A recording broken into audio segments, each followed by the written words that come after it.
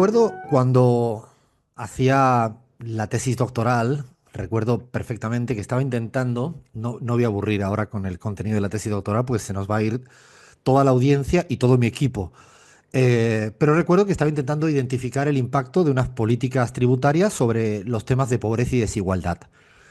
Y después de mucho leer y de mucho mirar papers, artículos, en un momento determinado pensé, creí que había realmente descubierto el método, yo solo conmigo mismo. O sea, dije, no, ya está, este es el método, esta va a ser la esencia de la tesis doctoral. Y fui absolutamente orgulloso y presumido a la directora mía de tesis doctoral, Magda Mercader, que le mando un súper abrazo desde acá. Eh, y en cambio me dijo la profesora en ese momento, mi directora de tesis doctoral, Alfredo, pero si esto ya está inventado, esto ya está en tal paper, en tal artículo, en tal artículo. No se imaginan el empute, el enojo que me agarré cuando me creía que había descubierto algo que ya la academia lo había descubierto hacía mucho tiempo, lo había aplicado en no sé cuántos países y me sentí pues un poco ridiculizado por el nivel mío de ignorancia y había pues un poco sobrevalorado el esfuerzo que había hecho en la investigación creyendo que ya había descubierto algo. A medida que fue pasando los años, esto me pasó muchas veces de creer que había descubierto algo que casi solo yo había descubierto y pensado. Y me fui dando cuenta poco a poco que no suele pasar así. Es decir, que casi todo, diría yo, está escrito, inventado, estudiado, analizado y que a veces hay que ser un poco menos precoz en creerse que uno ya lo sabe todo y que al final hay que darle valor al conocimiento, ¿no? Y a la cantidad de cosas que están ahí escondidas y que uno no las ve porque ni siquiera uno se acerca a ver. Me pasa muy a menudo esto y ahora me da una alegría cuando descubro, como esta canción que vamos a poner, que pensé la semana pasada que estaba viendo una serie que es la mejor música del universo, no tanto, pero sí pensé que era muy buena, y en cambio luego vi que tenía no sé cuántos millones de visualizaciones. Dale play, Fer, pon buena música y levanta esto.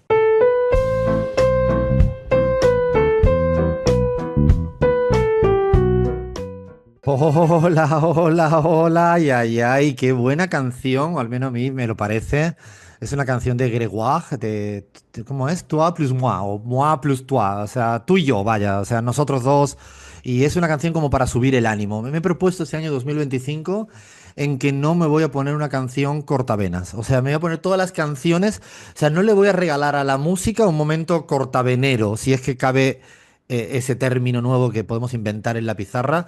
Necesito música para estar muy arriba y la verdad que son de estas canciones que me dan buena onda y he vuelto al redil francés. Sí, este año sé que me van a criticar por lo exceso de francés, pero me parece que si el francés es un idioma hermoso, que a mí me lo parece, fonéticamente hablando, en términos de música me parece que sí, ahora no voy a abrir el debate, ya me van a decir que el portugués, yo sé que ya vamos a tener la interna y por ahí no va a ir la pregunta. La pregunta es, otra vez pido algo muy puntual, muy directo, respuesta al pie. No quiero aquí ahora, habrá tiempo de grandes reflexiones. A ver, es que tengo una tentación, tendría ganas de hacérselo a todas y a todos a la vez. Es como una cosa que lo quiero hacer alguna vez. No es muy radiofónico, pero me apetece mucho hacerle a todo el mundo. A ver, hoy me la he preparado, otra vez es pregunta no de Alfredo Serrano Mancilla, sino de Jesús Quintero, del maestro de las preguntas, y voy directamente por Bahía Luna. A ver, Bahía, ¿estás lista, preparada? No, no va a estar preparada ni lista, ¿no? Imagino que no se está, ¿no? Jamás, Nunca. jamás, nunca. A ver, ¿qué le pides a la vida que la vida no te quiere dar? Ay, qué difícil. Porque soy una persona bastante agradecida y la vida me ha dado demasiado y sería muy Repito, a ver, injusto. repito otra vez la premisa básica de la pizarra 2025. Las reflexiones en otro gran programa, ustedes crean un nuevo programa de reflexiones. La pregunta es, ¿qué le pides a la vida que no te quiere dar la vida, Bahía? No, no tengo, o sea, me lo dio todo. Todo lo que quería me lo Bueno, dio. voy a responder yo para romper el hielo, porque veo que a Dale. veces, o sea, a mí no me da la vida algo que hace tiempo que se lo pido y es saber guiñar un ojo. O sea, ustedes no Bah, saben lo de veces que yo he intentado esto y no me va, no me sale. He hecho cursos especializados, posgrados, no me da. La vida no me da esto y se lo pido, ¿eh? Leandro Álvarez, Yo voy a decir algo muy obvio, Alfredo, y es ascender a primera con Chicago. Hace 10 años se me viene negando.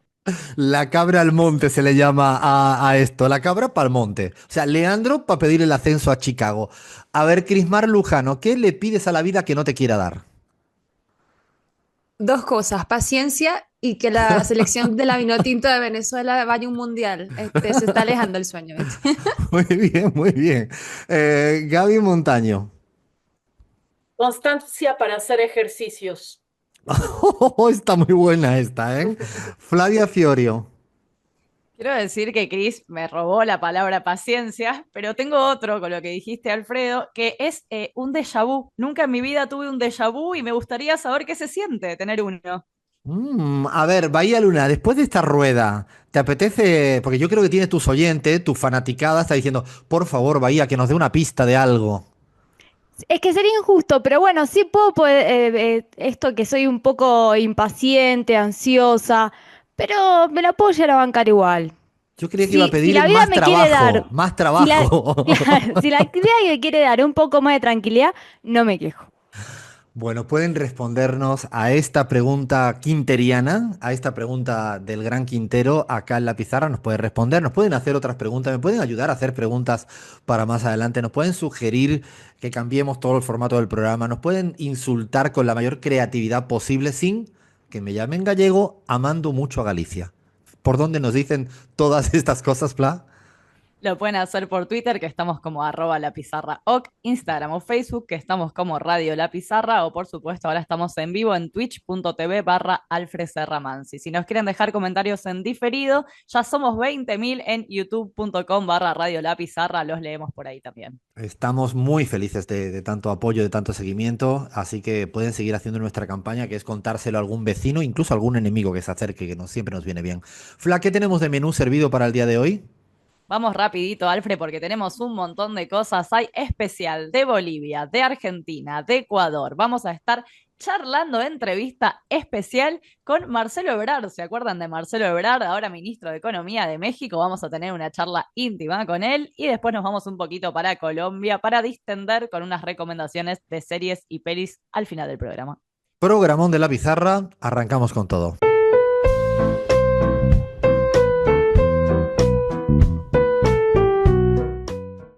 Y esta vez nuestra vuelta al mundo es directo, no hay tiempo que perder y nos vamos con la vuelta al mundo a uno de nuestros epicentros y centros de gravedad que más queremos y que más amamos y es a nuestro estado plurinacional de Bolivia. Y últimamente ya no digo solo Bolivia, digo lo de plurinacional porque una tal Gaby Montaño que sabe mucho de esto viene recordándonos que no se puede poner en peligro la idea, el concepto de plurinacionalidad y por eso me apetece decirlo, remarcarlo, que no es solo Bolivia, es el Estado plurinacional de Bolivia, así se recoge en la Constitución actual.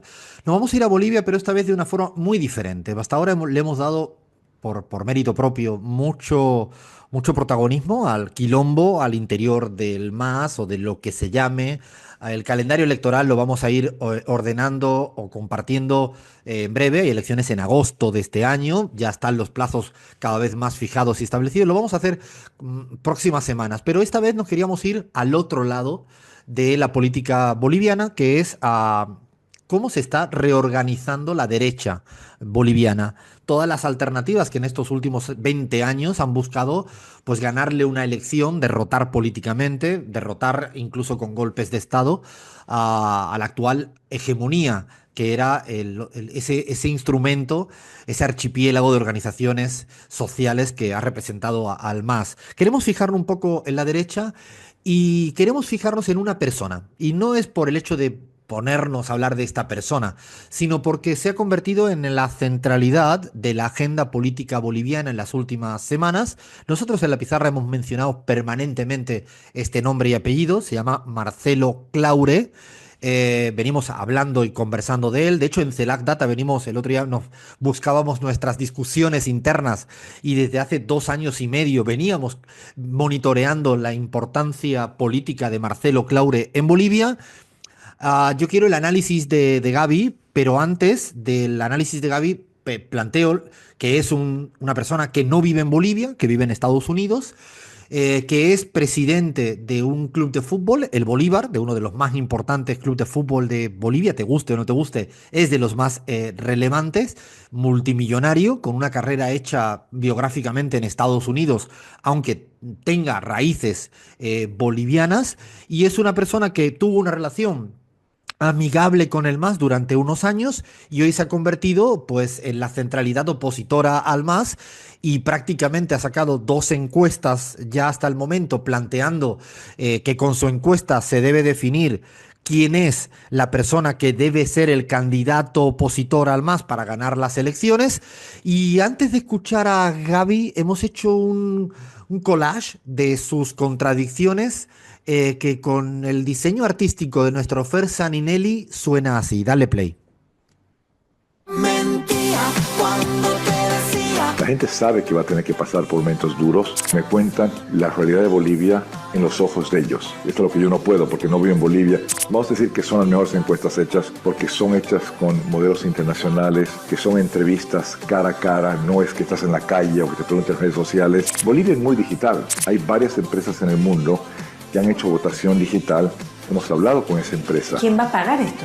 Y yo puedo pagar eso y sería la persona más feliz del mundo de poder financiar. ¿Usted financiaría esto entonces para que la oposición tenga un candidato? 100%. Sin importar el costo, pues no debe ser barato. Sin importar el costo. Mentiroso, porque sé que te he engañado para estar aquí a tu lado. Cuántas cosas una vez te prometí. En tan poco tiempo, con unas pequeñas reformas, el milagro de mi ley. Contratamos a Ricardo Hausmann, que es probablemente uno de los mejores economistas del mundo. El día 1 que exista un presidente en Bolivia, debemos entregar un libro, el manual de qué es lo que se tiene que hacer con Bolivia. Yo soy capitalista, yo soy una persona de centro derecha. ¿Que compre usted bonos? Nos han pedido ayuda si podíamos... Claro, porque faltaban las divisas, obviamente no hay dólares. Lógicamente, mi respuesta ha sido no. Es más, por eso mi respuesta, dígale al presidente que me llame. ¿Y nunca lo llamó? Jamás. Tal vez esté dispuesto a hacerlo, pero que me llame el presidente de Bolivia. Mi ideología con el socialismo es nula. Ahora, hay buen socialismo y hay mal socialismo. El gobierno chino no es malo. Contratar a los mejores economistas en el mundo para que nos hagan el plan de reconstrucción en Bolivia. He sido muy claro de que me gusta el modelo Trump-Elon Musk. Mi rol que me gustaría en el futuro gobierno es ser el asesor internacional en ayudar a vender Bolivia. Mirándote a los ojos, yo te robé un trozo de ilusión. Si algún día hiciera una inversión en Bolivia, lo haría de manera tan abierta y tan transparente para que nadie nunca pensara que utilizaría la influencia, si es que tengo una buena relación con el futuro gobierno.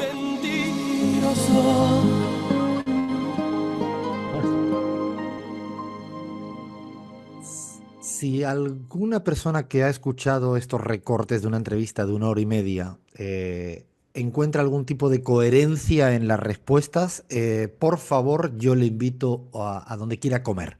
Un singani, un trago boliviano, lo que quieran. Ha dicho todas estas cosas que hablamos en este compilado yo estoy dispuesto, que me llamen para vender Bolivia.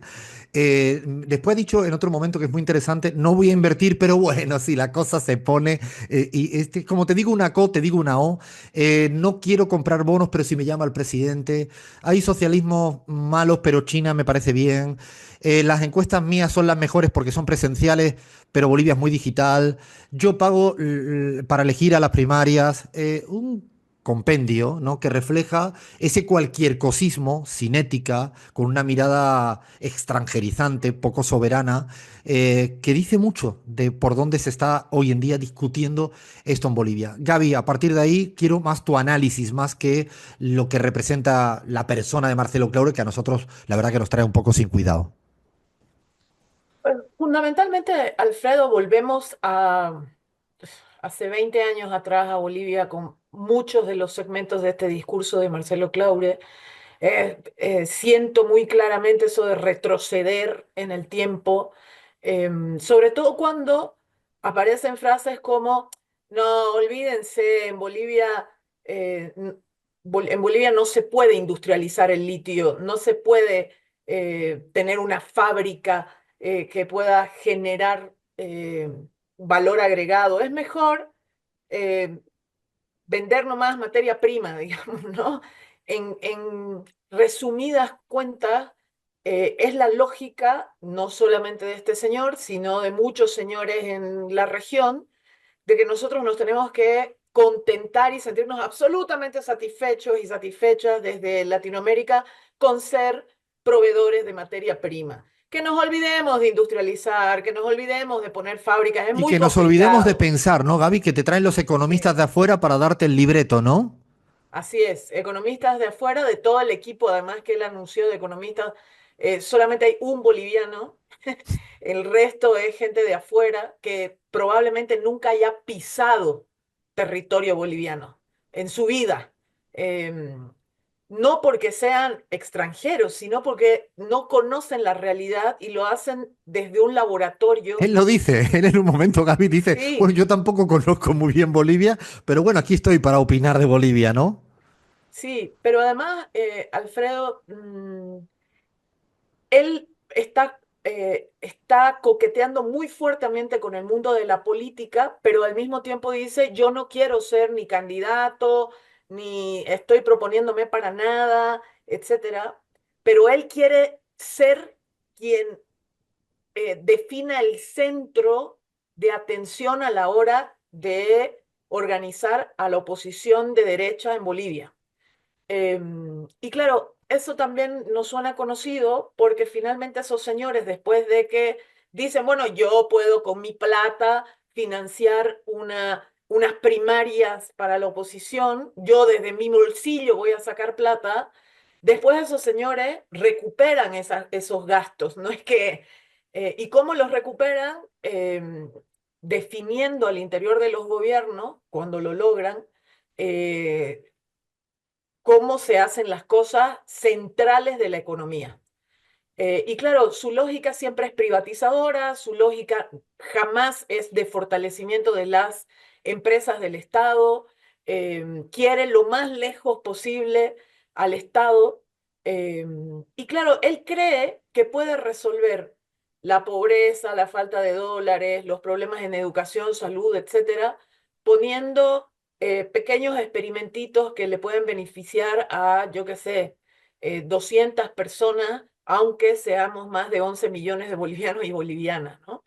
Pero además Marcelo Claure, quiero contarles a quienes obviamente no siguen tan en detalle la política boliviana, ha hecho estas dos encuestas y hay que decir que en las dos encuestas son masistas quienes encabezan su encuesta, finalmente. O sea, puede intentar manipular la realidad, pero no tanto. Sigue siendo en su primera encuesta Evo Morales quien encabezaba la encuesta. En esta segunda encuesta eliminó y retiró a Evo Morales de la medición y queda Andrónico Rodríguez, que es presidente del Senado, lo hemos dicho varias veces acá, y también es del MAS, como quien encabeza la encuesta.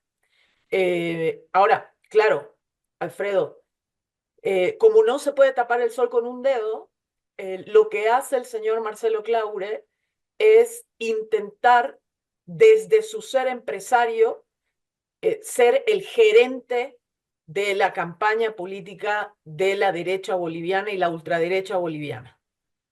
Quiero cerrar solo que con la entrevista de 1 hora y media que quería escucharle, yo particularmente, no habló de ningún problema cotidiano del pueblo boliviano. Ningún problema cotidiano.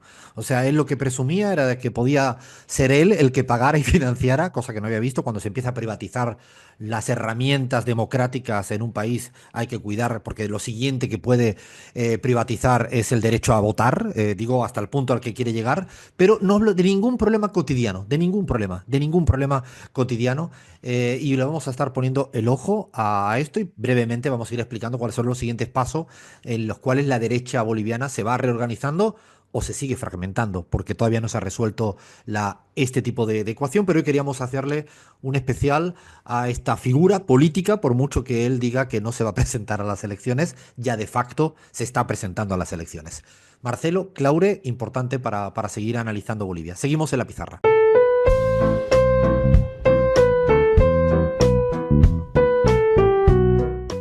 A ver, vámonos a la Argentina. Hoy quiero hacer una pregunta que es, ¿cuánto tiempo lleva gobernando Javier Milei? ¿Qué edad tiene el gobierno, la presidencia de Javier Milei? Todos me dirán, ay Alfredo, qué pregunta más absurda y ridícula estás haciendo cuando ha cumplido, bueno, un año y un poquito, ¿no? Y si yo ahora digo que su edad real no es un año y pico, dirán, Alfredo, ya le pasó algo, ¿no? Tomó algo en mal estado, está confundiéndose el tiempo. Yo diría que es interesante, y lo vamos a subir a nuestras redes sociales, el último trabajo de investigación dirigido, le fui acompañando, pero es dirigido y trabajado por Guillermo Oglietti, doctor en economía dentro del Centro Estratégico Latinoamericano de Geopolítica Data, CELAC Data, que lo que queríamos calcular era la edad real del gobierno de Javier Milei en materia de convertibilidad. Lo que queríamos saber es si la convertibilidad en la Argentina, todo el mundo ya la conoce, se supo qué se hizo, cuáles fueron los resultados macroeconómicos, cómo fue el final. Ahí lo siento, pero hay un spoiler, todo se fue a la mierda, todo se fue a la mierda, los indicadores macroeconómicos, microeconómicos y lo que es peor, la mayoría de la sociedad argentina. Eso es el spoiler de esos 11 años, de una serie muy dura de 11 años, donde en algunos momentos, con ciertos malabarismos y superficialidad macroeconómico, pues se sostenía o se presentaba un cuadro que evidentemente no fue sostenible en el tiempo. Por eso es muy importante preguntarle al gobierno de Javier Milei qué edad real tiene en materia de convertibilidad. Dicho de otro modo, ¿cuánto ha avanzado Javier Milei en su año de años de convertibilidad? Los datos que tenemos en esa investigación realizada con Guillermo Oglietti son realmente muy, muy impactantes. Si decimos que en un año Javier Milei ha retrocedido en todos los indicadores macroeconómicos y microeconómicos de la Argentina en materia de convertibilidad en 6,8 años. O sea, si decimos que el promedio de edad real de Milei, del gobierno de Milei, es el 60 y pico por ciento, el 62% de lo que se hizo en convertibilidad, dirían ustedes, ¿pero cómo es esto? No, no, es muy sencillo. Miramos 10 variables económicas muy fundamentales, de todo tipo. Participación de los trabajadores en el Producto Interno Bruto. ¿Cuánto tiene la masa salarial en la riqueza del país? Bueno, en un año de Javier Milei, en un año se ha avanzado, ha pisado el acelerador tanto como en 4 años de retroceso en la convertibilidad. Es decir, lo que en la convertibilidad fue joder a la participación de los trabajadores en el Producto Interno Bruto, que tardaron 4 años en retroceder, un año Javier Milei le bastó. En poder adquisitivo del salario, más de 10 años. En un año Javier Milei ha retrocedido el poder adquisitivo del salario tanto como en más de una década de la convertibilidad. En materia de desempleo, 3 años. En exportaciones e importaciones, más de 10. Saldo comercial internacional de la balanza comercial, más de 10. Reservas internacionales, 8. Deuda pública, 4. Crecimiento, 5. Inversión, 10. Tipo de cambio, 2. Se mire por donde se mire, el indicador que prefieran, en todos Javier Milei lo que hizo fue pisar el acelerador y en un año ha hecho lo que en la convertibilidad se hizo en promedio en 6,8 años. Es más, si hiciéramos análisis prospectivo y dijéramos que Javier Milei va a seguir pisando el acelerador tanto como lo ha hecho en este año pasado, llegaríamos a final del año 2025 con todos los indicadores económicos y sociales en el mismo nivel que el momento de la explosión económica, financiera y social del final, del ocaso, del precipicio, de la convertibilidad.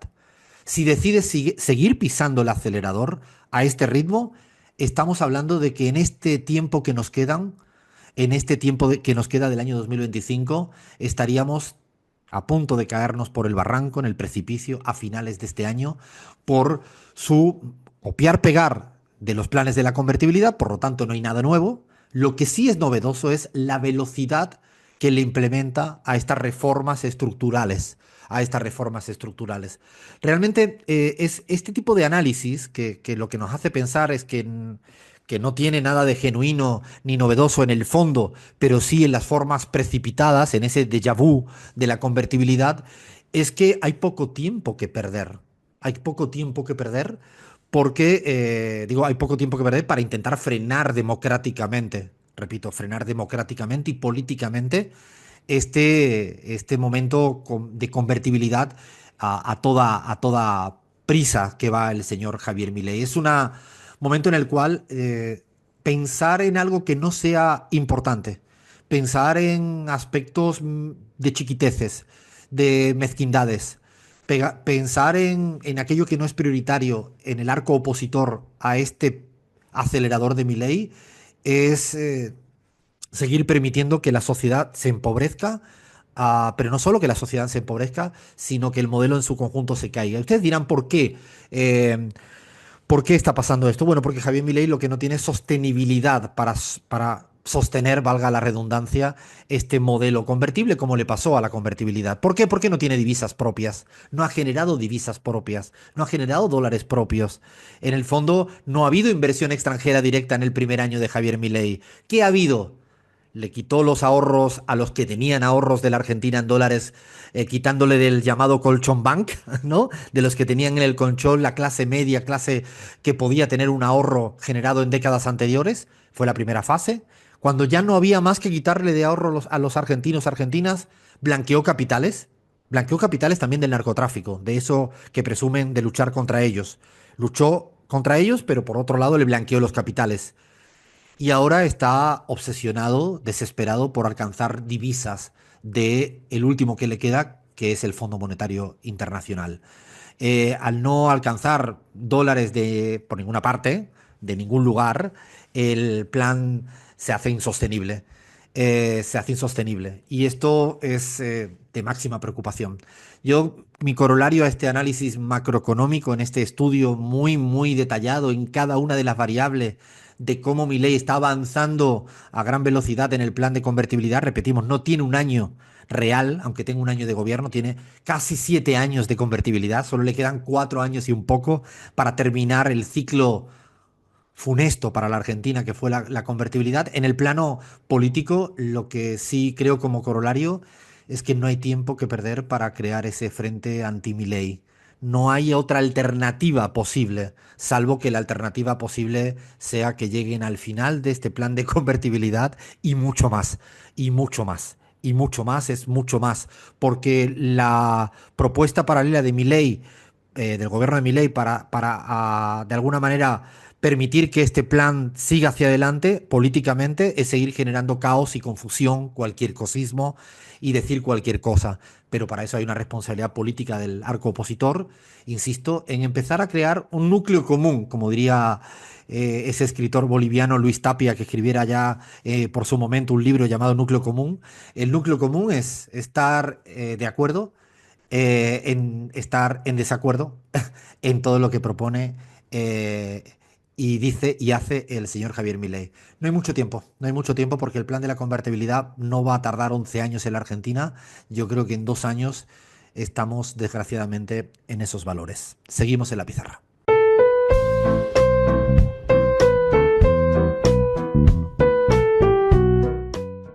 Y nos vamos para el Ecuador, nos vamos para el Ecuador. Yo primero tengo que decirle al equipo ecuatoriano, porque tenemos un equipo ecuatoriano que tiene un acento un poco argentino y boliviano, pero es que están desplazadas de enviadas especiales, llevan allí 3 años y medio trabajando día y noche. Bahía Luna y Gaby Montaño están ahí en Quito. Lo que yo he visto por todas las fotos que me han mandado es que lo único que hacen es verse con una gran compañera que es Sofía Montoya. Lo que no sé es si eso les permite de analizar la letra pequeña de lo que va a ocurrir mañana presidencialmente. A ver, Bahía, cuéntame esto, ¿tienes que hacer algún desmentido de este tema o no? Es todo cierto, Alfredo. No pudimos encontrarnos por diferentes razones con Abraham porque hubiera sido un sueño, pero sí estuvimos mucho con Sofía, pero eso no nos impidió analizar la realidad y ser corresponsales de una gran elección que se va a producir mañana, 9 de febrero, ya que Ecuador elige presidente o presidenta, ¿no? Mañana en las elecciones presidenciales. Yo todavía creía que quedaba como... Mañana son las elecciones presidenciales en el Ecuador. El día Gaby, llegó. el día llegó, el día llegó. Gaby, ¿cómo estás viendo el día a día? ¿Se ve campaña? Me dijiste la semana pasada que era muy plana. ¿Sigues teniendo esa misma sensación después de una semana ya en Quito? Bueno, obviamente mientras uno más tiempo está, uno puede ver más detalle, ¿no? Yo siento una campaña política con poca política. Eh, Obviamente, Luisa González es quien más ha hecho el esfuerzo por poner sobre la mesa propuestas concretas para los temas que le preocupan a la gente, seguridad, el tema económico, sobre todo en el caso de mujeres, etcétera, etcétera. Pero es una campaña en la que predomina o predominó porque cerraron ya, hicieron sus últimos actos de campaña ambos candidatos. Ambos candidatos, me refiero a los dos principales, porque tenemos 16, o sea, no nos olvidemos de eso. Em, Te decía, predomina esa campaña que trata de mostrar quién se ve mejor en el video de TikTok, digamos, ¿no? Ese es como un poco el centro. Em, lo que sí, Alfredo, desde mi punto de vista, es que lo más probable es que vayamos a una segunda vuelta electoral. En esa segunda vuelta electoral pareciera que más del 80% inclusive de los votos se va a concentrar entre Daniel Noboa y Luisa González. Pareciera también, me da la impresión a mí, de que otras figuras como Andrea González se desinfla un poco. Tú lo has dicho en algunos medios de comunicación y coincido contigo que en Ecuador puede surgir una tercera figura de último minuto. Lo hemos vivido en elecciones del 23, del 21. A mí me da la impresión de que no es Andrea González. Por ahí puede ser Leónidas Issa, no lo sabemos, pero yo apostaría a una segunda vuelta si me preguntan. Vaya, es difícil. La idea en esto no es acertar, sino con tu análisis, que también suscribes un poco el escenario hipotético de una segunda vuelta. Está todo más parejo. Hay que recordar que hay que sacar diferencia de 10 puntos uno sobre otro, pasando el umbral de 40 o pasar por encima de 50 y te da igual la diferencia. Digo, es un poco las reglas del juego electoral en el Ecuador y en el 21 y en el 23, en ambas hubo segunda vuelta, ¿no? Entonces, ¿también suscribes esta hipótesis, Yo Bahía? suscribo, sí, coincido bastante con el análisis de Gabriela, si bien el panorama es incierto, digamos, y hay en la calle también una cierta incertidumbre, porque también hablamos del tema de los indecisos y de la gente que vota o que elige el voto en los últimos minutos. Ahora sí, lo que también veo en la calle fundamentalmente es la desigualdad del aparato político que tiene Daniel Noboa respecto a todos los otros candidatos. Y es muy visible, digamos, desde cartones que reparte con su imagen a cada una de las personas, como el aparato publicitario. En ese sentido, evidentemente, la estructura del Estado y la estructura económica está dispuesta en función del oficialismo, sin dudas, ¿no? Yo, de todas las encuestas que uno va viendo, volvemos a decir que hay una gran disparidad de cifras para todos los escenarios habidos y por haber, y por eso quizás no le estamos dando tanta relevancia, porque hay para todos los gustos. Había un dato que a mí sí me llamó la atención de una de las encuestas que vi, que es el 41% que todavía hasta el día de ayer decía que no ha decidido nada. Que hay un 41% de una parte de la ciudadanía que no se ha parado todavía a pensar del todo qué votar es la duda, y lo digo como duda porque tengo muy pocas certezas en ¿no? Tengo más certeza del piso que tiene Luisa González, la candidata de la Revolución Ciudadana, que no creo que saque por debajo de 33, y es probable, y hay que ver cuánto agarra de la porción que suele votarle en segunda, pero no en primera. No sabemos si va a llegar a 42 o a 38, dependerá de cuánta esa población que siempre vota en segunda a la Revolución Ciudadana, bueno, esta vez le dice voy a votar en primera. Depende de ese porcentaje, podríamos tener a una Luisa González con 35, 38, 42. Yo creo que ese es un poco el margen que uno espera. Tengo más certezas ahí, luego nunca se sabe, muchas más dudas en Noboa, porque si Noboa uno tiene que evaluarlo por la capacidad, estaría con -3 votos. O sea, una persona que ha dejado sin luz al país durante mucho tiempo, además de no resolver ninguno de los problemas heredados. Por lo tanto, diría, pero claro, pareciera que va más allá de la inutilidad, su ineficiencia, su incapacidad, que tiene un voto propio conservador, y la duda que uno tiene es lo que decía Gaby, es si emergen otras figuras, terceros, cuartos, quintos, sextos, que se fragmenta un poco el voto y no sé, a Cucalón, Tabaqui, Cronfle, Andrea González, el propio Carlos Rabascal, le erosionen un poco el piso electoral. Yo creo que ese dilema no tengo ni idea. Hay gente que dice que está muy alto, hay gente que dice que está muy bajo. Me cuesta trabajo saberlo.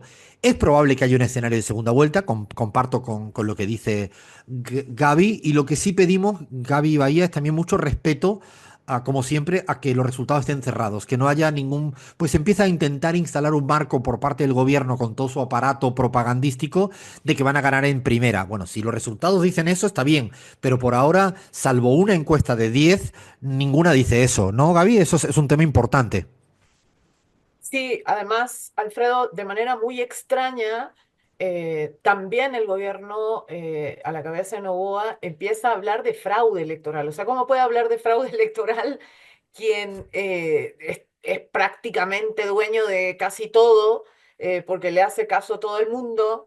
Eh, entonces, ahí lo que nosotros desde la pizarra podemos hacer, desde CELAC Data podemos hacer, es respetar el voto de la gente, esperar a que la gente emita su voto, pero más esperar a que se recuenten los votos de manera adecuada, transparente, etcétera. De todas maneras, la Revolución Ciudadana ha anunciado un control electoral en todas las más de 40.000 mesas, presencia en cada una de esas juntas electorales.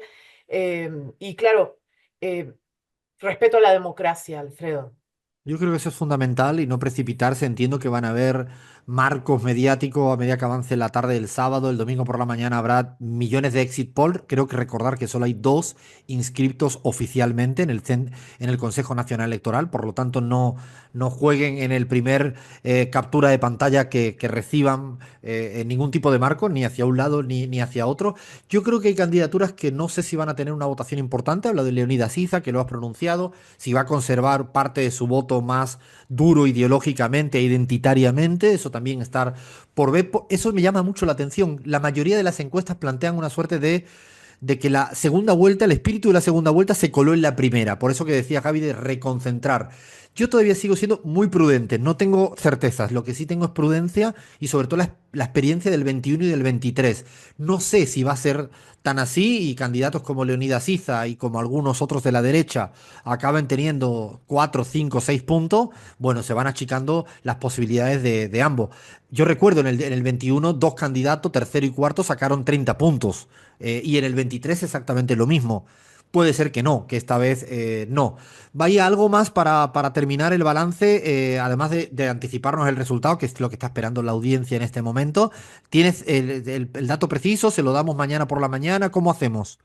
Yo creo que en este caso justamente iba a ir a eso, Alfredo, que creo que Ecuador está pasando por un momento muy particular, un escenario de violencia muy marcado, muchos problemas estructurales en la vida de la gente, y me parece que coincido con Gaby que hay que respetar la democracia y en este caso sí ir con prudencia porque el escenario está abierto y no nos vamos, en este caso, no nos vamos a aventurar a un resultado cerrado porque el panorama da para cualquier lado, la verdad.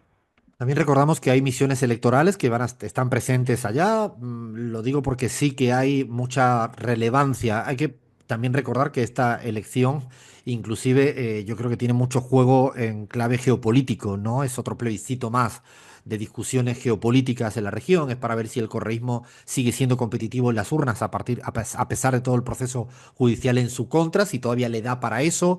Sí, a pesar de la cantidad de cagadas monumentales en gestión que ha hecho Noboa, tiene un voto además de eso. A mí eso es para repensar muchos aspectos. Gaby, para cerrar Ecuador, ¿qué quisieras decirle a nuestra audiencia que habría que estar atentos?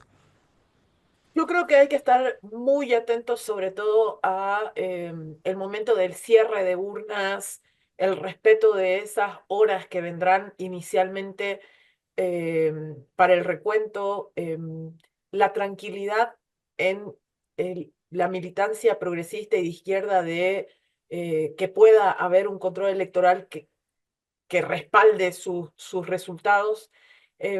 Yo, Alfredo, desde Ecuador creo que, igual que Bahía y que tú, que es un escenario abierto. Es un escenario abierto y nosotros estaremos al segundo, Alfredo, como enviadas especiales de la pizarra, informando desde el lugar que podamos, nuestras redes, etcétera.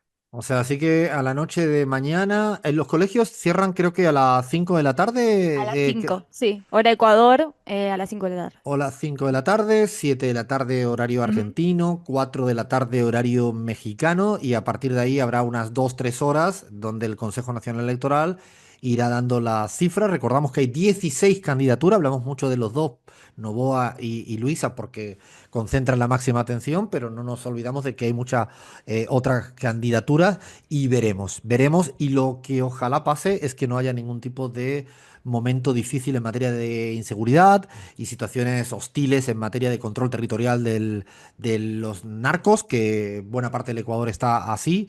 Uno, ojalá, más allá de que tenemos nuestro corazoncito político y nunca lo disimulamos ni lo pretendemos disimular a estas alturas del partido, pero sí deseamos por encima de todo, más de caer en el lugar común de que sea una fiesta democrática, que me parece que para aquel que esté cagado de hambre no va a ser ninguna fiesta democrática mañana. Lo que sí es cierto es que sí, al menos, no haya ningún disparos ni cosas raras, porque en el Ecuador, desgraciadamente, en los últimos tiempos, eh, el Estado de Derecho ha brillado mucho por su ausencia. Mañana a la noche seremos todos más inteligentes y seguramente en la pizarra, en CELAC Data, vamos a estar en nuestras redes contando, analizando y explicando. Y el lunes en algunos otros medios estaremos dando vueltas explicando lo que pasa en el Ecuador, si es que podemos explicar algo de lo que pasa en el Ecuador. Seguimos en la pizarra y ahora, eso sí, tomen, no sé, palomitas, popcorn, pochoclos, lo que sea, porque viene una conversación con nada más y nada menos con el secretario de Economía, el ministro de Economía de México, en este momento, ¿no? Absolutamente tranquilo que tiene México con el señor Donald Trump. Aquí en la pizarra, charla imperdible. Seguimos.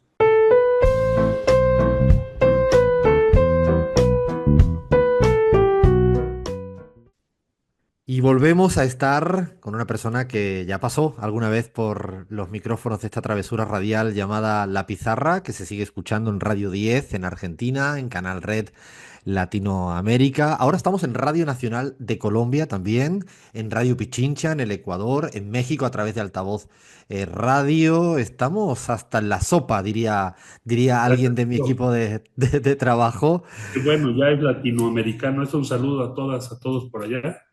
Y gusto verte. ¿Cómo están todos? ¿Todo bien?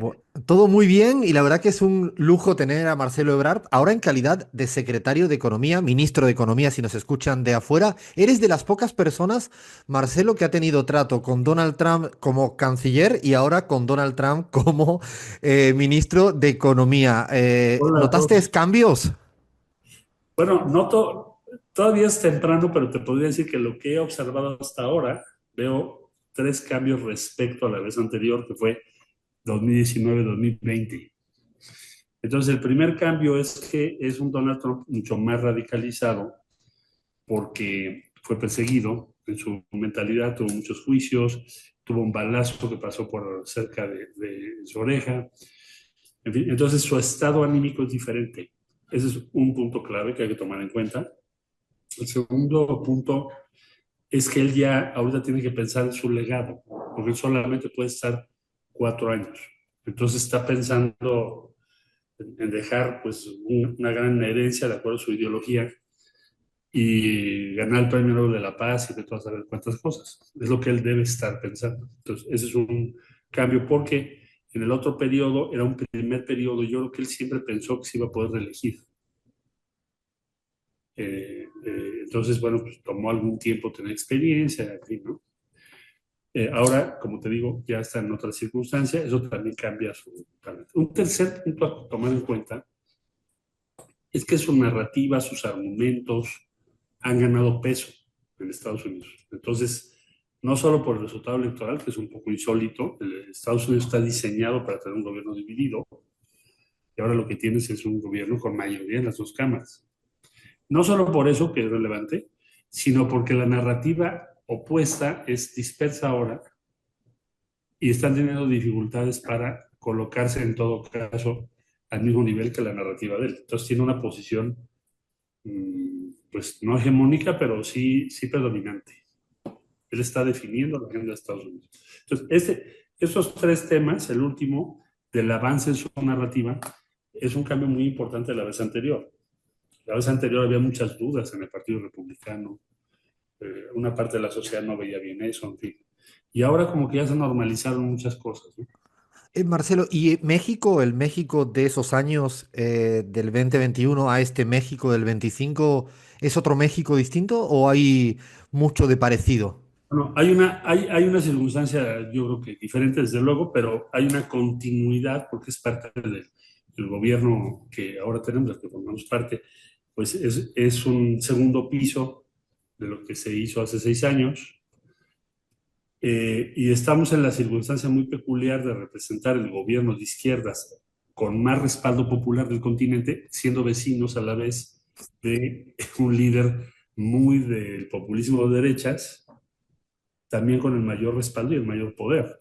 Entonces es una coexistencia compleja esta.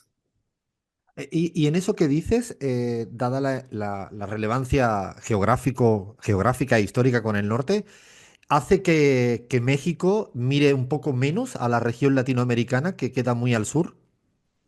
Yo creo que nosotros siempre debemos ver y hacer el esfuerzo de reducir o administrar, regular, sería la palabra exacta, la fuerza centrífuga de una economía tan grande como la que tenemos. Porque nosotros nuestras exportaciones, para darte una idea, más del 80% son Estados Unidos. La integración de la economía mexicana y de Estados Unidos ha ido creciendo cada vez más. Eso parece imparable. Pero sí, no podemos olvidar que somos parte de América Latina y eso debe ser un esfuerzo permanente. Es un dilema, pero es un esfuerzo que tienes que hacer. Marcelo, en este momento del que se ha hablado mucho, dicho mucho, la ida y vuelta de la relación actual en este periodo chiquito de Donald Trump, aranceles sí, retrocedo a cambio de, ¿cuál es el estado actual de la situación en materia comercial, política, económica y social del gobierno mexicano en relación a Trump? Bueno, yo diría, primero habría que ver los elementos de fuerza que explican por qué la relación tiene que moverse con ciertos límites, a pesar de la narrativa y la contienda mediática, que siempre es importante. Pero ¿cuáles son los elementos de fuerza de México, diría yo? Bueno, primero tienes 38 millones de mexicanos en Estados Unidos. Eso es gigante, ¿no? Esa es una influencia cada vez mayor. ¿Qué ha pasado con esa comunidad? Pues cada vez tiene más ingresos, sus ingresos por medio han subido, su importancia en la sociedad norteamericana cada vez es mayor, etcétera, etcétera. Entonces esa impronta y ese número pues te determina un cierto límite a lo que puedes hacer y no hacer, porque tiene costos allá. Segundo, la integración económica de México y Estados Unidos. ¿En qué consiste esto? Bueno, cada dólar que exportamos, nosotros somos el socio número 1 de Estados Unidos. Rebasamos a China ya hace algún tiempo y seguimos creciendo. Tú analizas un poco cuál es el comercio que hay. Hazte de cuenta que es lo inverso a los 80s cuando estábamos en la escuela. Ya sé que tú eres muy joven, pero todos los que estábamos en la escuela decían, bueno, ¿qué exportamos a Estados Unidos? Granos, petróleo, principalmente. Y nosotros importábamos bienes terminados. Ahora se da cuenta que se volteó. Nosotros importamos petróleo, gas, lo principal, granos, maíz en particular, y luego bienes intermedios para la industria automotriz y aeronáutica. ¿Qué exportamos? Bienes terminados. Hay una parte agropecuaria importante, pero el corazón de la exportación mexicana son vehículos. Nos volvimos el exportador número, pues depende de la clasificación, entre el 6 y el 7 a nivel mundial de vehículos. Bueno, resumen. Cada dólar que les mandas les importa 65 centavos. China, menos de 10 centavos. Vietnam, menos de 10 centavos. Entonces, la integración pues, es enorme. ¿Por qué es una fuerza? Si tú le pones eso un arancel, imagínate el impacto cuando estás importando 65 centavos, ¿no? Entonces, es otro elemento de fuerza. Tercer elemento muy importante de fuerza de carácter político es que el gobierno de México tiene un respaldo hoy en día entre 75 y 80%. Eso es un dato mayor porque yo diría que casi es el punto que determina la naturaleza de tu negociación. Entonces, el margen que tienes es mucho mayor. Un gobierno débil no puede hacer eso. No puede decir que no tendría la fuerza para poner sobre la mesa el tema de armas u otras prioridades que México tiene, o la protección de nuestros connacionales del otro lado. Bueno, entonces, en ese contexto, yo diría, para no tardarme mucho, que la presidenta Sheinbaum ha venido construyendo una relación, porque ya llevan 3 llamadas con diferentes temáticas. La última más compleja, más larga, más intensa, porque querían poner tarifas, imagínate tú, de 25%. Eso es carísimo, ¿no? Para México y Estados Unidos. Bueno, entonces la presidenta ha venido construyendo una relación que está basada en plantear lo que son tus prioridades y decir en qué no estás de acuerdo. No está planteada en la base de la complacencia. Eso es interesante. Entonces, va avanzando esa relación y va teniendo resultados, porque esto de las tarifas, de dar una pausa, pues en parte es resultado de esto, una parte importante. Entonces yo diría que en ese punto nos encontramos ahorita. ¿Piensas que mientras tanto, esta pausa, casi que se están conociendo en este proceso de negociación, cada uno respetando su soberanía, o uno al menos México respetando la suya, crees que va a durar mucho mientras tanto? ¿Piensas que hay un escenario después de este mes que se ha dado de tregua que va a perdurar en el tiempo? O sea, ¿qué escenarios maneja hoy el ministro de Economía en México? Yo creo que nosotros tenemos que aprovechar este tiempo. Bueno, en el caso de economía en particular, el secretario de Comercio de Estados Unidos todavía no es votado por el Senado, lo tiene que ratificar. Y lo mismo el responsable específico de comercio, que se llama Jameson, que fue parte del equipo de Robert Lighthizer hace 6 años. Bueno, tampoco. Ayer fue su hearing, la audiencia, y todavía no lo votan. Entonces lo van a votar próxima semana. Y ahí arrancamos trabajos y diálogos para entender. En primer lugar, tenemos que entender qué plantean sobre la región y su futuro. Porque hemos escuchado diferentes versiones. Que si quieres reducir el déficit, que si quieres reindustrializar Estados Unidos, cosa que se oye muy compleja, muy cara, muy difícil. Yo diría impráctica, inviable, porque tienes un acomodo de ventajas comparativas, ¿no?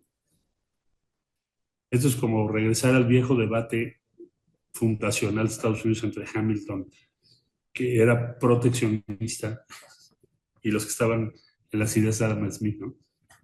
Pero imagínate cuántos años después, cuando ya es la economía más grande del mundo. Bueno, entonces, ¿qué es lo que van a plantear? No lo sabemos a ciencia cierta, porque como te decía yo, pues son diferentes los pronunciamientos que hemos visto en medios. Lo sabremos pronto. ¿Qué queremos construir? Es un diálogo que te dé certidumbre y que reduzca la incertidumbre, la impronta de que de un día a otro cambie esa circunstancia en la medida de lo posible. ¿Qué nos apoya, además del sentido común, que es el menos común de los sentidos?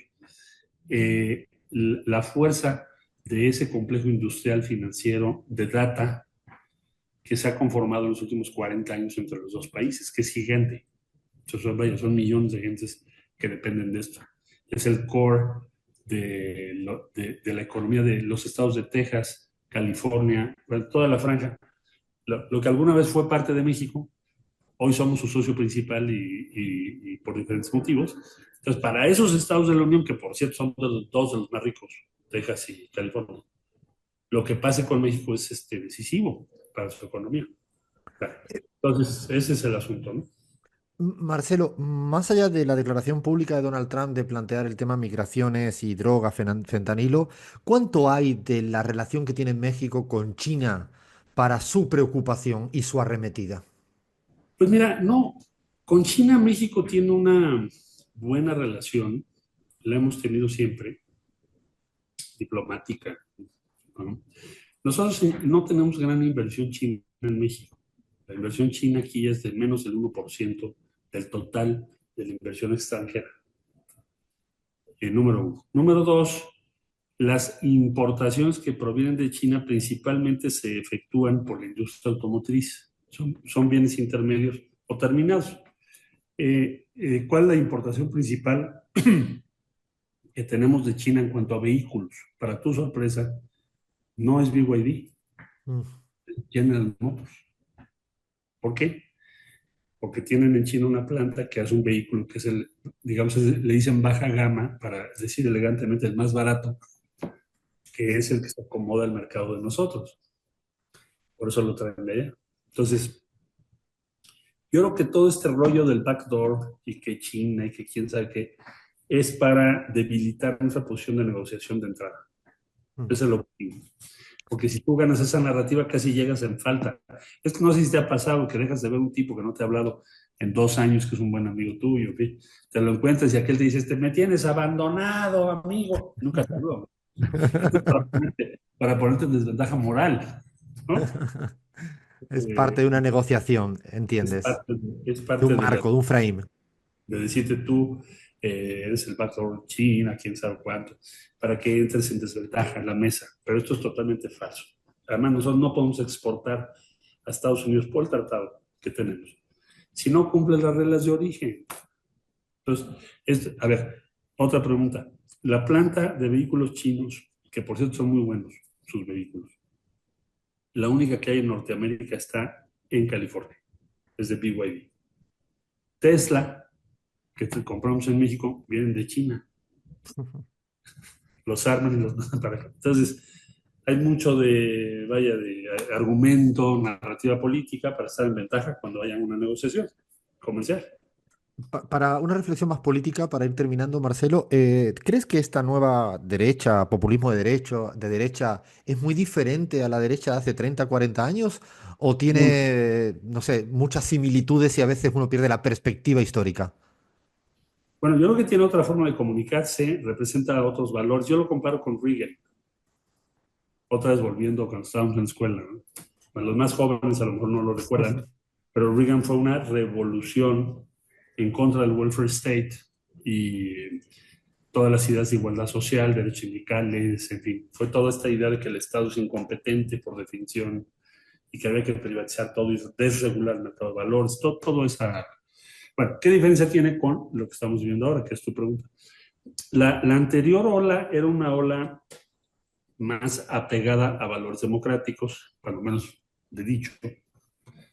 Era una ola menos anti-instituciones, anti-leyes, no era tan racista, sino hoy en día se permite, los ejes, fíjate tú los ejes de identidad, ¿no? O sea, el eje de identidad del racismo creció exponencialmente dentro de esta nueva derecha, que es anti-institucional, por supuesto, es muy racista y muy excluyente, diría yo, en muchos sentidos, que no necesariamente era el programa que tenían allá por los años 80. Entonces sí hay un cambio muy importante. Sí también te puede llevar también hay un machismo explícito y unos valores asociados al uso de la fuerza que no necesariamente eran los que, por ejemplo, Reagan decía, vamos a hacer un escudo para defendernos frente a la Unión Soviética, que desde luego es el mal, etcétera, ¿no? Es lo que decía. Pero hoy en día la apelación es más primitiva, ¿no? Me parece. De hecho, te preguntaba, hablando de primitivo, ¿qué te parece Javier Milei como figura política a nivel global? La locura, ¿no? Entonces, lo quieren organizar y respaldar, de eso no cabe la menor duda, como un éxito económico. Ahora seguramente estaremos viendo el Fondo Monetario, en fin, muchas instituciones tratando de ayudarle. Pero es un extremo de esta misma descripción que vengo haciendo. Es como lo que estoy viendo ahora con Musk, que de repente aparece en Alemania diciendo, pues no nos avergonzamos del pasado, imagínate tú eso. Ese fue el discurso, no sé si lo viste, en Alemania. Sí, apoyando a la ultraderecha en las elecciones, ¿no? Sí, o sea, el nazismo no importa, ¿no? Y tenemos que defender a Alemania para los alemanes y Europa que se vaya por un tubo. Caray, esto es como un siglo atrás, ¿no?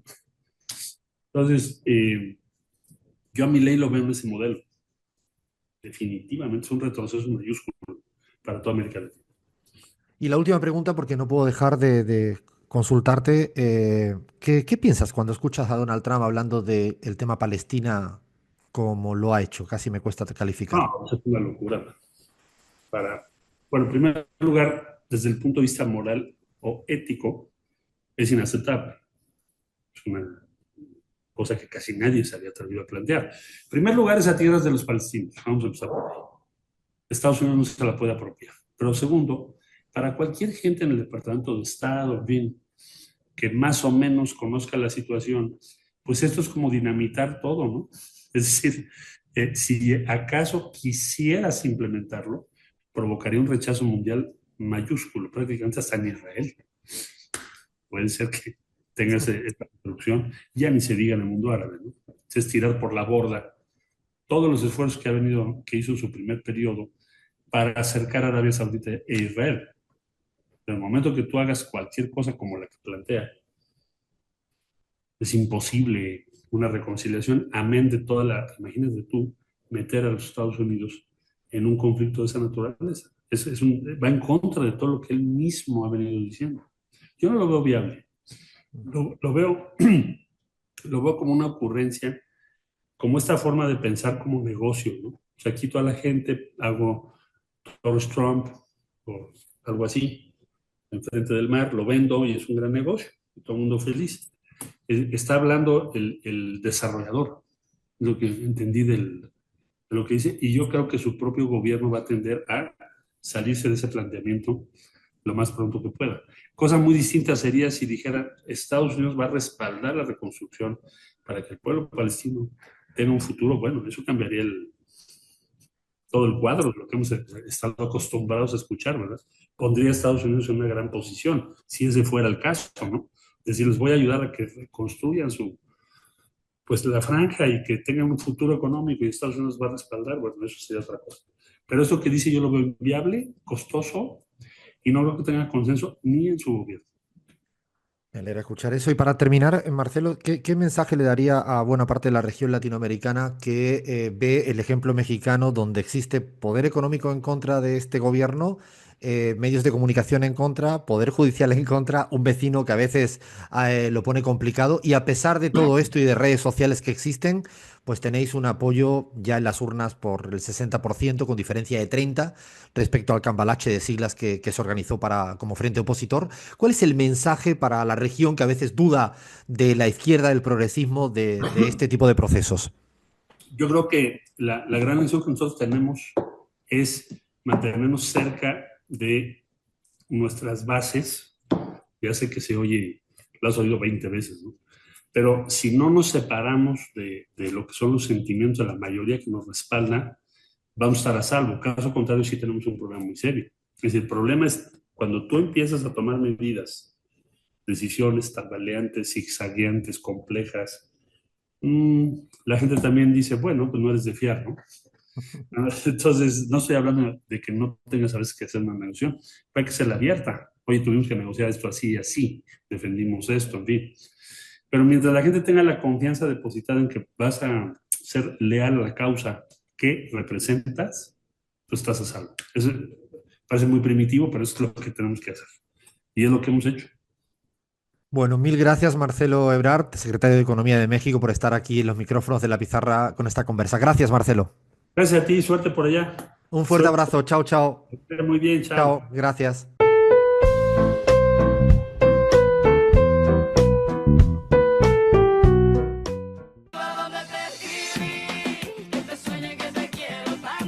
Qué linda música que nos hace irnos a Colombia. Nos vamos a Colombia.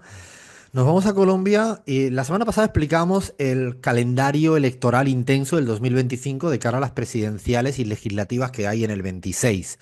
Que digo que es complejo como en todo país, hay fechas de inscripción, de tener que renunciar para candidatearse, lo pusimos medianamente ordenado y ahí lo tienen en nuestro canal YouTube de La Pizarra y está ahí lo pueden consultar. Pero esta semana, de repente, cuando un día estaba tranquilo, apareció una serie. A ver, Flavia, explícame cuál es la sinopsis, se dice, creo que se dice así, de esta serie, explícamela. Bueno, para empezar, lo que te decía un poco fuera del aire, pareciera, si no la levantan del aire, que la serie va a tener varios capítulos, que va a salir por lo menos una vez por semana, porque por decisión del gobierno de Gustavo Petro se decidió que todos los consejos de ministros van a ser televisados, por televisión abierta, por redes sociales, pero una vez por semana se va a televisar, un poco en pos de la transparencia y con la idea de que el pueblo vea de primera mano qué es lo que sucede en el gabinete de ministros y no tenga que tener de intermediarios a los periodistas acreditados, qué pasó, qué no pasó, como para esto de que no se sepa qué pasa ahí, Petro dijo, bueno, vamos a transmitirlo una vez por semana. Pero la verdad que la prueba piloto, no sé si ustedes saben que en el mundo audiovisual antes de lanzar algo se suele hacer un piloto, la prueba piloto fue un poco estrambótica, Alfredo, ¿no? Porque la primera fue el martes, que la verdad va a ser recordado en la historia de Colombia por lo estrambótico que fue la primera transmisión del gabinete de ministros. Hubo llantos, hubo dimisiones, hubo peleas, así que así empezó nuestra novela. No sé si la viste. Yo voy a decir algo privadamente, pero no voy a contar todo privadamente. En la discusión de preparar esto, lo de que decíamos sobre el análisis de Colombia, buscamos siempre un título para ponerle nuestras postales que difundimos y demás, y a alguien se le ocurrió la idea de decir la revolución será televisada, ¿no? Pueden decir quién es, no lo digo para que pueda entrar en Colombia libremente, salir, no, pero me parecía muy acertada la idea de si tiene o no que televisarse, o sea, a cielo abierto una discusión. Yo, mi punto de vista es que sí, sin lugar a dudas, sin lugar a dudas. ¿Por qué? Porque estamos en un marco de espectacularización de la política donde todo se filtra, todo el mundo especula, todo el mundo sospecha, todo el mundo interpreta una fotografía más que el... Yo prefiero que el contenido esté. Otra cosa es si el nivel del debate en el contenido me gustó o no me gustó. Ese es otro debate. Y yo ahí donde creo que habría que poner más el foco, me parece que está bien. Es cierto que hubo un momento de las 6 horas, creo que duró, hubo un momento fantástico, que no recuerdo bien quién le dice a Gustavo Petro, pero es que ahora empieza fútbol en todos los canales. Y él dice, no pasa nada, quien quiera ver el fútbol lo vea, quien quiera quedarse en la transmisión que se quede. Y parece que al final la audiencia de la transmisión de un gabinete Era en, mejor. en una trifulca, yo no sé cuál era el partido de fútbol, pero infinitamente más atractivo el debate público. Yo creo que es una cosa que ahora lo digo con seriedad, que hay que abrir esta discusión, si se tiene o no que debatir. Pues habrá pros y habrá contras, no me parece que sea tan como para condenar o para poner en un altar. Creo que es un debate que hay que tener en el siglo XXI, donde tantas cosas se televisan. Yo creo que está interesante de que tengamos un debate serio al respecto. Gustavo Petro quería dar un mensaje al país de que no se habían alcanzado los objetivos esperados en la gestión ministerial. Lo quiso decir delante del país y delante de los ministros. Y Gustavo Petro es suficientemente inteligente para saber que no a todo el mundo le iba a gustar la respuesta o ese tipo de resultados, ¿no? Porque eran muy malos resultados. Él quiso exhibirlo públicamente y me parece que hace un acto de transparencia democrática. Precisamente porque no podía hacer un piloto y se atreve con todo. Y yo creo que eso le realza, más allá después de que cómo acabó la trifulca. Y antes de darle también la palabra a Gaby y a ti misma, Fla, yo sí quiero poner encima, porque luego el debate profundo que ha habido es si Gustavo Petro siguió discutiendo y el resto siguieron discutiendo respecto a la, no sé, a la tipología de debates que tuvieron.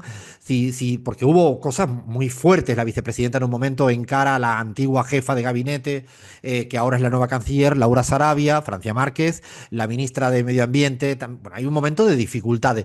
Yo creo que hay un momento que a mí me parece muy importante, es el manejo de la autoridad presidencial. Todos los que llaman autoritario a Gustavo Petro, después de las 6 horas de Netflix, no lo pueden seguir teniendo autoritario. El tono, el modo, incluso como había ministros que ni siquiera respetaban del todo la palabra de la autoridad presidencial y las competencias, a mí me resultaban para repensar y para pensar que Petro es una persona, pues como le vieron, tranquilo, que conversa y que tiene la competencia, pero no practica autoritarismo.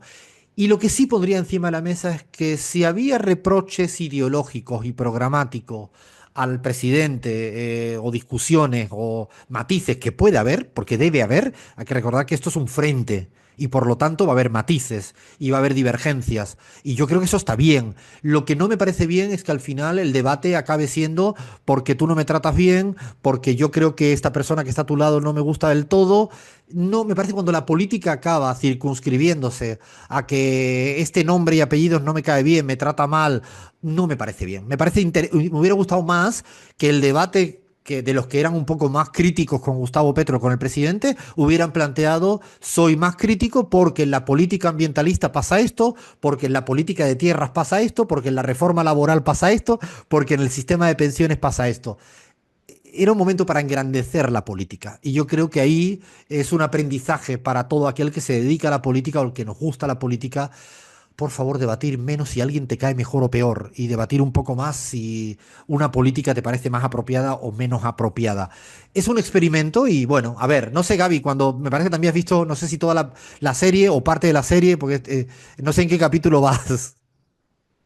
Bueno, voy como en el capítulo 4, todavía no la concluí. Sí, mi consejo para todos y todos los que nos escuchan es, si lo ven 1 hora al día, está muy interesante. No sé si alguien se puede comer las 6 horas de un saque.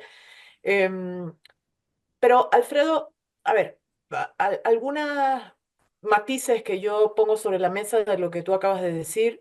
Estoy de acuerdo que hay que intentar ir al fondo de los debates y de las cuestiones y no quedarse en esta cara no me gusta, este me trata mal, está bien. Em, pero también hay cuestiones de las formas que pueden dificultar los fondos. Es decir, si yo soy un ministro o una ministra que me estoy yendo a sentar a un escenario sin saber de qué se trata el escenario, pues difícilmente puedo estar preparada o preparado para ese escenario. Si a mí me van a cuestionar, digamos, soy ministra y me van a cuestionar el cumplimiento de los compromisos de gestión y yo no tengo ninguna herramienta a mano para poder debatir ese cumplimiento de compromisos de gestión, se dificulta un poco el debate y corre el riesgo de volverse más superficial.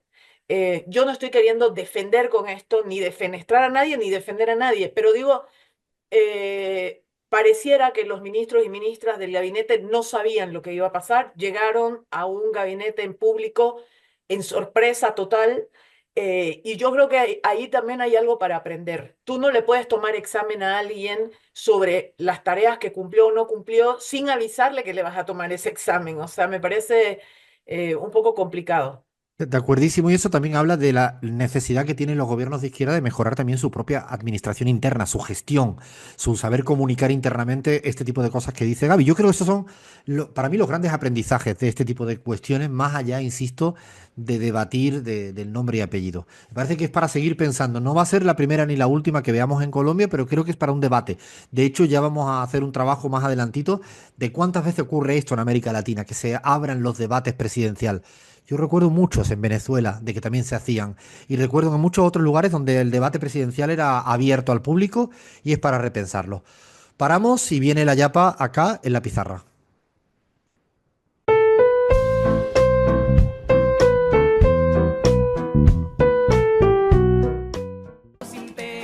Casi me quedo sin batería en este momento y hubiera sido estelar, pero era el que menos me quiero perder de todos los momentos habidos y por haber.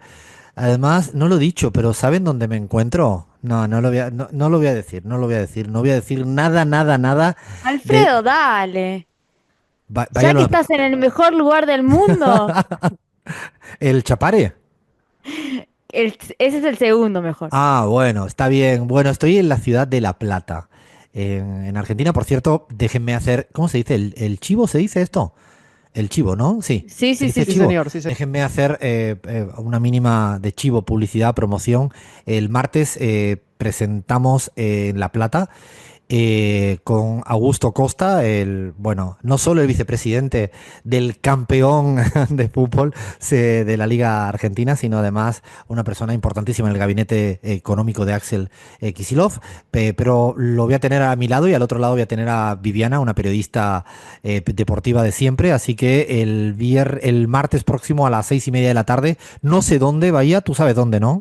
Yo sé dónde, es en la biblioteca Carlos Cajade, en calle 9984, es el Museo de Arte y Memoria enfrente del Teatro Argentino, así que las y los esperamos. Ahí le esperamos a las y los platenses con ganas de compartir ese momentito del libro, que la verdad que cada día que pienso en el libro, había eliminado yo las paso en la novela de ficción, y mira por dónde va la cosa.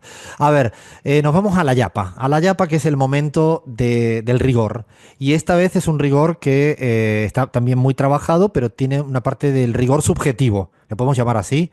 Hoy, después de escuchar a Caputo decir cualquier cosa, yo porque no me voy a inventar lo del rigor subjetivo, o sea, las valoraciones subjetivas que le damos a las series y a las películas que vamos viendo y que nos gustan.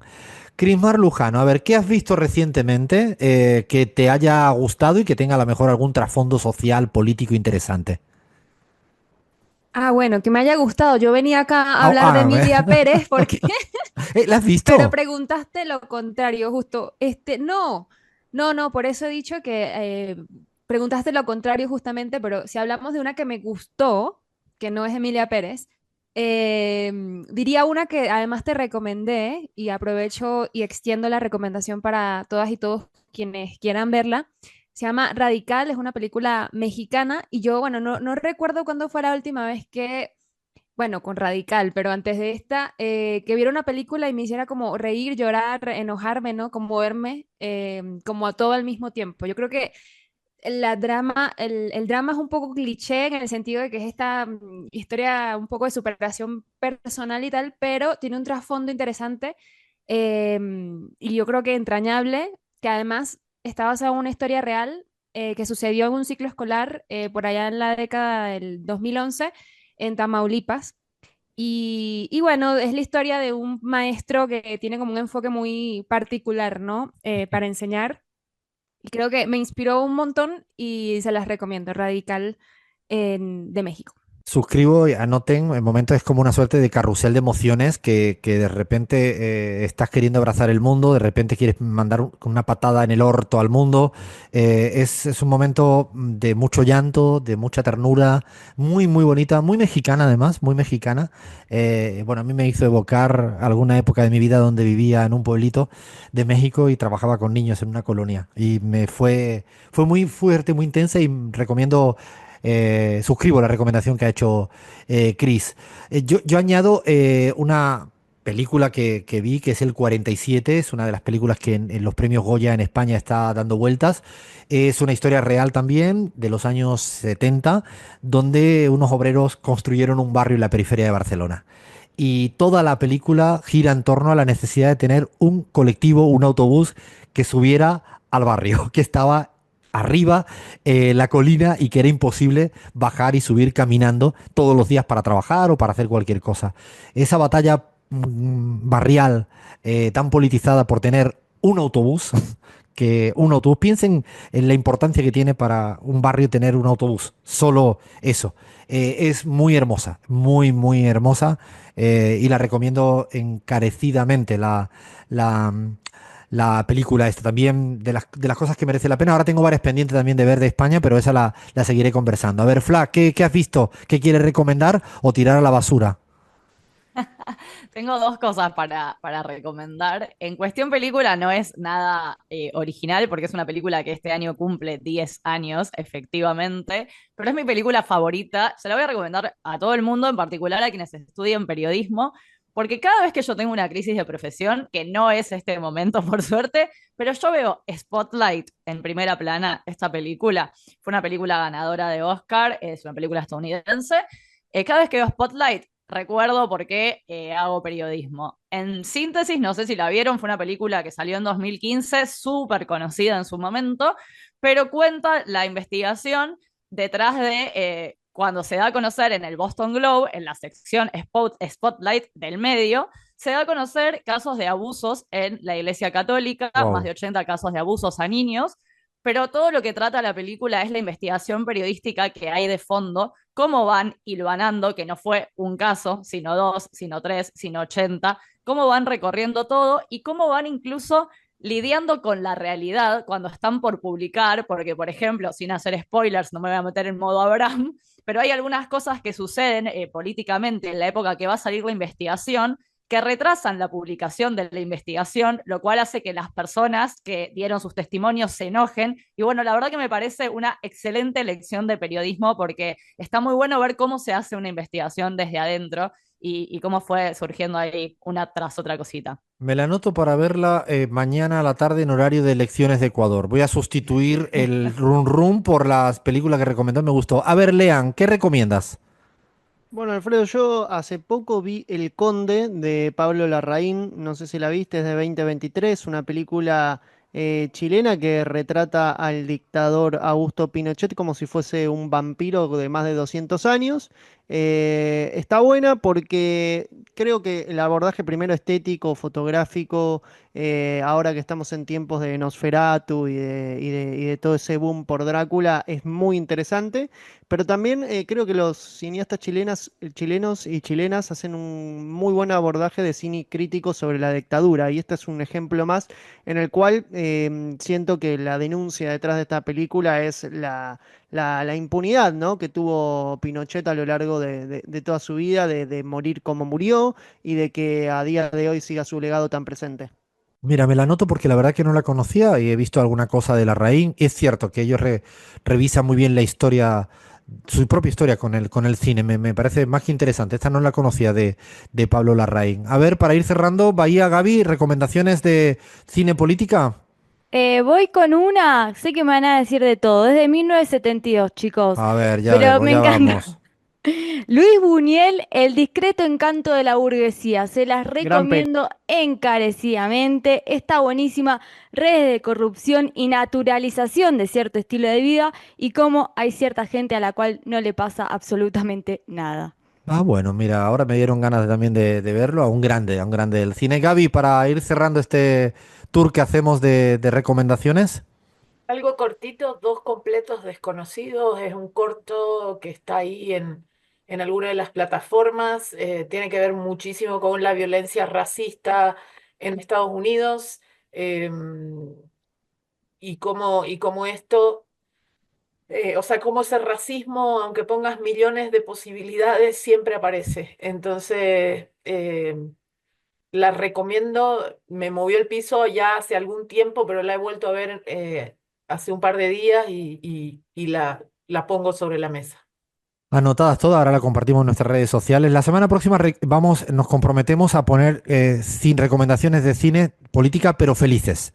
O sea, la semana que viene vamos a poner algo que nos dé algo, porque es que uno cae, me pasa igual, drama político, yo caigo en otra, iba a recomendar otra y digo, voy a caer en otra peor.